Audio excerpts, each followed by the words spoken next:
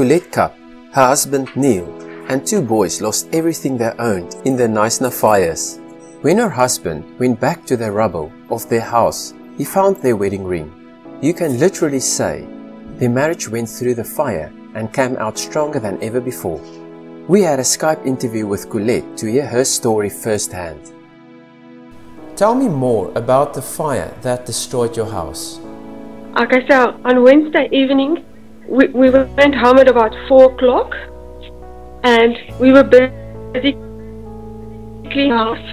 And then my husband said, at about 5:30, almost 6, the smoke is getting really bad. He thinks we should just go for a drive. And the next thing, my brother-in-law, which stays in the main house, because the property's got a main house and a cottage, and we were in the cottage. He said, guys, we have to go, there's sparks in the garden. And we just grabbed jackets and we left. And we evacuated we went to the waterfront. And from there, when the spur closed, we moved to the yacht club and we spent the night there. And the next morning, my husband went back and the cottage was leveled. Yeah, I saw the devastation. I was there. It's really bad. When did you realize your wedding ring was gone?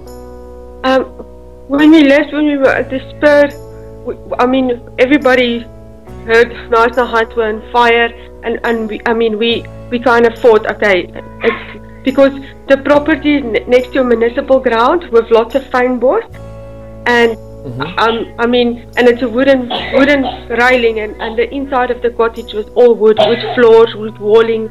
So we kind of suspected it was going to be gone. And I told my husband,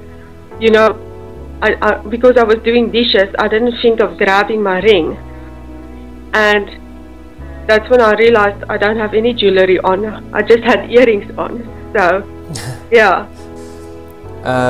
Tell me more about how you found your ring. Okay, so on Monday morning, after my husband dropped us off at school and work, he went back to the house. He didn't even tell me he was going to go and look for it.